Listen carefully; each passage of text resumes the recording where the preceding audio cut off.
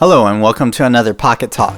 This is Chris the Pocket Master and I'm here to review SNK vs Capcom Match of the Millennium for the Neo Geo Pocket.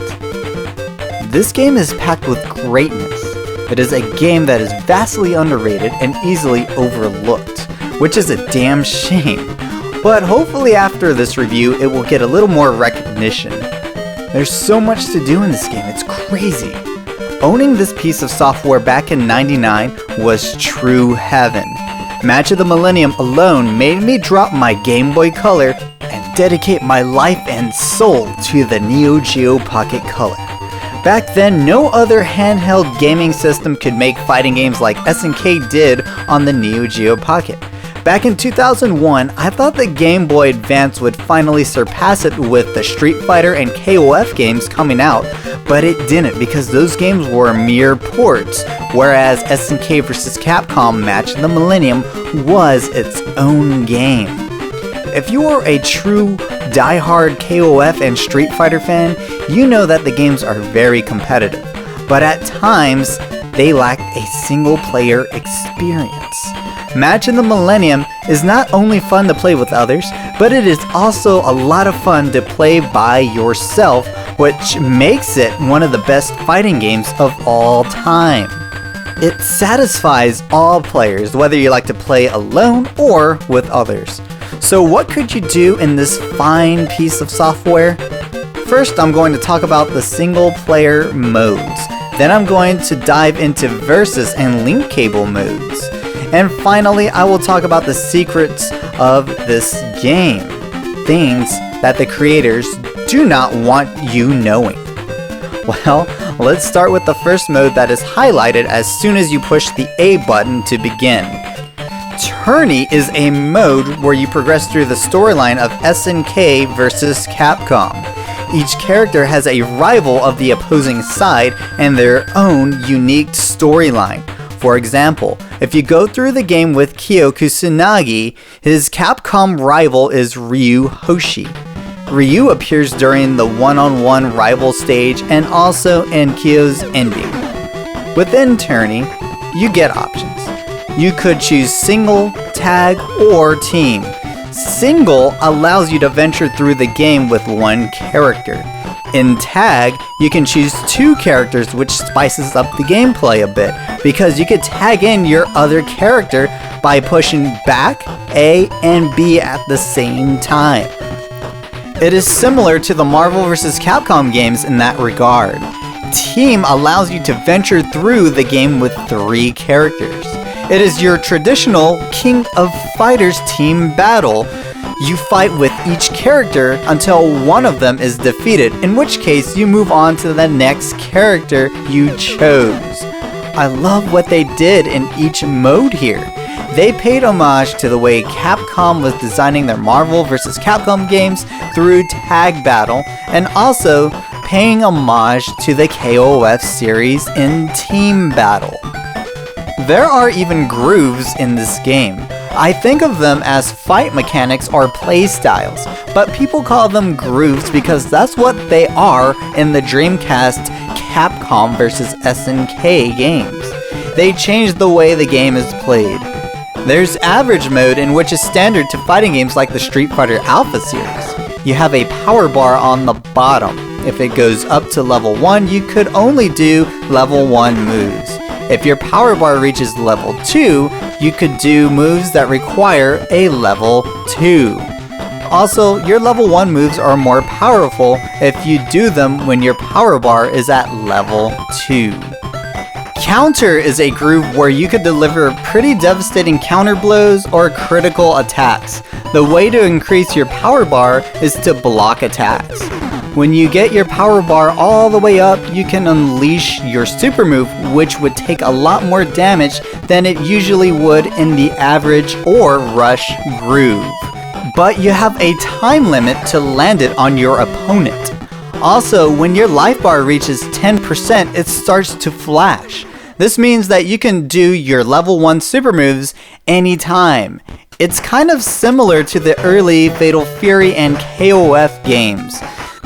In the rush groove, you could perform some killer combos. However, your attacks are much weaker. you could run in this groove, which makes it easier to find ways to perform some of these combos that can only be done in this mode. Also, your heavy attacks can be comboed with heavy supers or regular moves. This opens up the doors to lots of possibilities for infinite combos. A way to get your power bar to increase is to perform combos which aren't that hard at all. The only drawback is that you cannot do super moves that require a level 2. I prefer average over all of these grooves because it's a fair choice. But if you want to play the game in a different way, then explore these other grooves. The storyline is very silly. Bison and Geese are working together to make an army that are clones of SNK and Capcom fighters. They also kidnap Ryu and Iri Yagami to unleash their Orochi or Psycho power. Why are they doing this? I guess they want to take over the world? I don't know what they're trying to do. I don't even think they know what they're trying to do, but hey, it's fun to read their nonsense, especially when you play in tag or team mode and have Ryu or Iri Yagami on the same team as you because they see themselves in that cloning or brainwashing pod. If you pick a Capcom character as your main character, then you will fight evil Iri Yagami as the last boss. If you pick an SNK character, your last boss will be evil Ryu. Each of these bosses can be difficult if you put the game on the hardest difficulty, but it's all worth it in the end because the endings in this game are great. You can see each character's personality shine through these scenes. In Olympic mode, you get to choose between SNK or Capcom. This is where SNK and Capcom compete against each other in their own Olympic games. Each company has their own minigames, but both have survival, time attack, and first blast. If you pick SNK, you only have access to SNK characters, vice versa with Capcom's side. In survival, you fight against 100 opponents. It starts off so easy, but the longer you play it, the difficulty increases, so be careful and do not let your guard down. In time attack, you have to beat 5 enemies as fast as you can to score a high point. In First Blast, you fight 10 opponents, but you and your enemy have only 1 hit.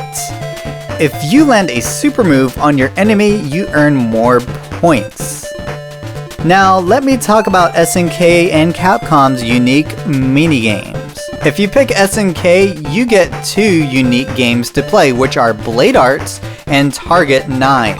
In Blade Arts, you are Jubei from Samurai Showdown, and you are slashing away at straw dolls. You slash to the right with the B button, you slash to the left with the A button.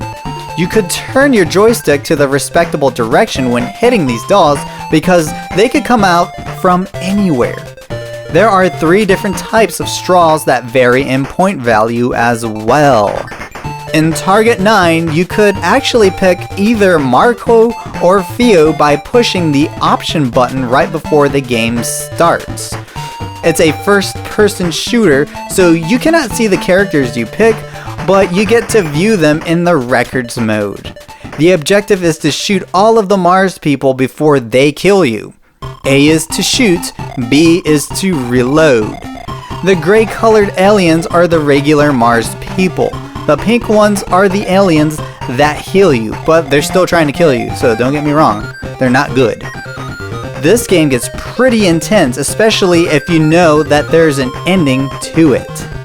If you pick Capcom's side, you have the minigames titled Ghost Trick and Catwalk. In Ghost Trick, you play as Arthur, and your objective is to collect treasure and avoid red airmare, or the red devils that come out of the holes. The more treasure you get, the more devils that come out of the holes. There is no end to this game, but you could max out the scoreboard if you are good enough. Catwalk is a music game where you play as Felicia, and she's dancing to the BGM from characters such as her own BGM, Dance, Akari, Athena, Nakaruru, and Chun-Li. This game is like DDR, but instead of the dance pad, you have your Neo Geo Pocket's controller. You have to move the joystick and hit the buttons to the beat of the song. The less you miss, the higher you will score. If you miss a few, Felicia will collapse, and you will fail. If you do not miss any, then you will score high. Speaking of high scores, if you earn high scores in these Olympic Games, you earn special trophies where you could view in the records mode. There's a bronze, silver, gold, crystal, platinum, and master medal for each Olympic game. These are pretty difficult to earn, but I bet you can do it. Not only can you have a high score or earn trophies in the Olympics mode, but you can earn versus points as well. In the Olympics mode, you can earn versus points based on how well you performed in the minigames. If you did bad, you will get little to no versus points at all. If you did good, you can earn quite a few versus points. These points can be used to unlock hidden moves for characters through the Master Skill option, or you can transfer them over to other video games. Aside from the Olympics, you could talk to the Capcom and SNK coaches, Karen and Rimururu. When you first start talking to them before you score any points or any trophies, they're kind of rude to you. But as soon as you earn more trophies, they become nicer. This is a very detailed feature in this game. Now that I'm done with the Olympics mode, I will move on to sparring. Sparring is an option where you could practice all of your combos or practice against the NPC on a specific difficulty. You could also change the stage, adjust the time, make it to where you can take damage or not, adjust your power bar, and adjust the stage's daylight. There are a total of 26 characters in this game. Within that number, there are 8 secret characters. The way to unlock them is by beating the game's Tourney mode over and over until all of the pieces covering them up are gone. If you bump up the difficulty level, you unlock these characters sooner because it seems that you get more random hits to the pieces covering up your character. In entry mode, you could pick a character, tag team, or team and edit their win line and BGM. This is pretty cool when you connect your Neo Geo Pocket with another player because you can say some funny things to them after you win. In record mode, you could view all of your stats from the normal game, Olympics, and versus mode. The last option is initiate. This is an option you have if you want to delete your progress within the game. Why would anyone want to do that? Well, I did it a few times so I can unlock everything all over again. Pretty silly, right? Are you a lonely Neo Geo Pocket player? Well, I am. I have thought about buying a Neo Geo Pocket link cable in the past, but the price on that is stupid insane. But we are in luck. They re-released this game on the Nintendo Switch. It is long overdue, but it is finally here, and surprisingly, it has the option to fight against another player. You could face your opponent in a one-on-one battle, tag battle, or team battle. You could do this on a TV or on one single Nintendo Switch by turning it to where your opponent and you have to grab on a Joy-Con. Unfortunately, the Switch version eliminated the option to hook up to the Dreamcast and card fighters. Originally, SNK vs. Capcom could connect to 3 other games. It could connect to Card Fighters Clash, Capcom vs. SNK on the Dreamcast, and KOF 99. You could upload versus points to the Dreamcast's Capcom vs. SNK. It is very nice to get versus points this way because it is very tedious earning points on the Dreamcast version of this game. It's a whole lot funner earning them in Match of the Millennium. In Card Fighters Clash, You could upload cards to the game and also get versus points and hidden parts to secret characters in Match of the Millennium. In King of Fighters 99, you can upload and download versus points. All of these are awesome features to Match of the Millennium, but totally not necessary. Alright, now I'm going to move on to the secret stuff you can do in this game. The first few things I'm going to go over are things that are mentioned in the booklet, but after that I will tell you about things that the creators do not want you to know. There's a secret handicap mode. If you select tag or team, select one playable character, then push the option button to start handicap mode. If you have mastered the game to its fullest, this is a good way to bump up the game's difficulty level. I think that is the only thing mentioned in the booklet that the creators wanted you to know. Now let's get to the real secrets. When you start the screen and see the SNK vs. Capcom logo, press the option button, and you get to view every character's story arc. This is a good way to see the endings of characters you can't play well with. Unfortunately, not all of SNK vs. Capcom cartridges can do this. If you got the launch version of this game, it is not accessible. I know this because I own both versions. There's kind of a scary secret within Nakoruru. Whenever you're about to select her, hold the A button, which changes her attitude. She's no longer the nature-loving, innocent girl we all know. She's now a killer with a lust for blood. Another cool thing to do in this game is endless battle. First, go to sparring, set the no pain to off, adjust your power meter, difficulty, timer, and stage. Once you have done that, select the character you want to pick, and then pick random select as your opponent. After you win or lose against them, press continue and you'll have a different opponent in the next round. If you select yourself as random select and the CPU as random, then the fights will be completely random each time you press continue. Is that all? Hell no, that ain't all you can do. There's something I like to call the random tourney battle. First, go to Tourney, then select whether you want to do single, tag, or team battle. After you do that, select random select. Now you're ready to venture into the random tourney battle mode. Your character or characters will change after each fight. If you're in a tag or team battle, your main character in your storyline will always change, and you'll be wondering whose ending you're going to see as you go through this amazing mode. It is one of the coolest secrets in video game history. Random tourney battle is the best experience that I have had in a video game because it happened by complete accident one day when I just didn't care who I picked in team battle.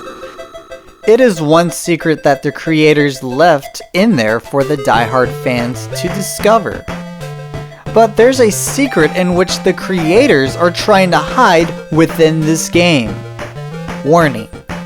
I am about to glitch the game on the Nintendo Switch, which is pretty safe.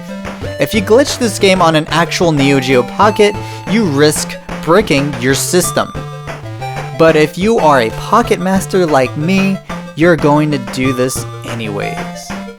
This glitch happens in entry mode. I like to do this glitch in tag or team. It's a much cooler experience that way. So go ahead and go over to entry mode, select single, tag, or team, pick your characters, and as you pick your last character, let the confirmation sound carry on. As you hear it end, push the B button, which is what deselects the character you do not want on your team. If you do this successfully, you should see a white screen as your character or the final character you chose for tag or team. Who is that? What does it do? Well, believe it or not, I have decompressed the ROM on my Launch Edition cartridge and found out something very strange. The character that is selected is a copy of Ryo Sakazaki. Except if he was a playable character, his commands are similar to Guile's. Could it be? Could Nash be in this game? Nash is known as Charlie in the Street Fighter games. He has a very similar move list to Guile. Well, something strange is going on. Whenever you play through a team battle tourney with this secret character, the dialogue says, "I don't want you to forget me." It also says, "Nash's enemy, stop doing useless things, Guile." At one point, you have the Japanese text that should be in the beginning before you fight the clones.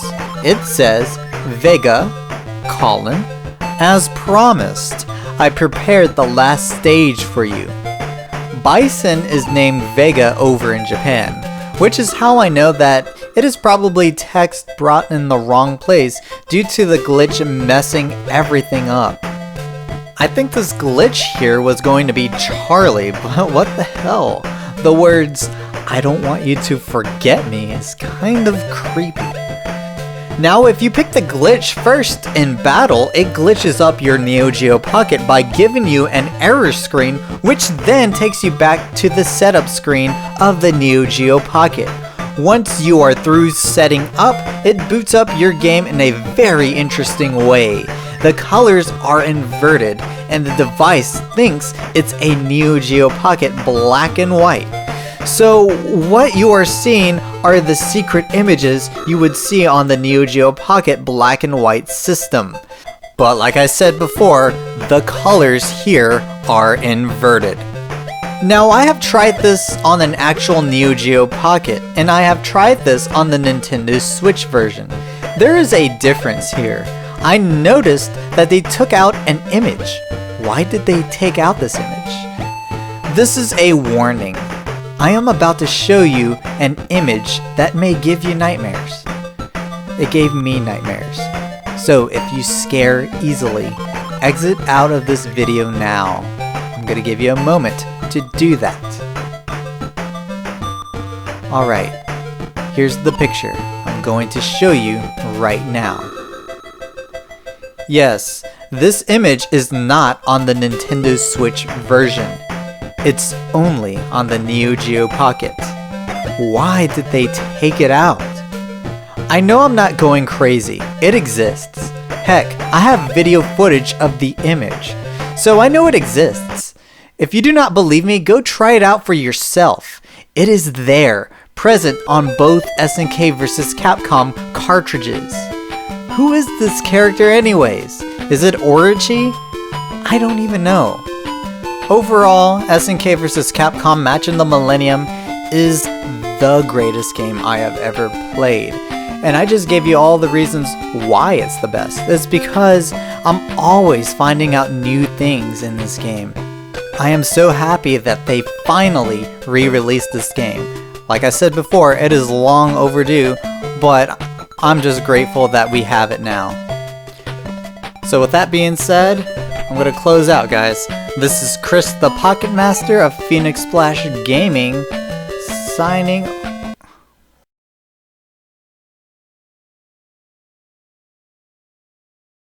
What?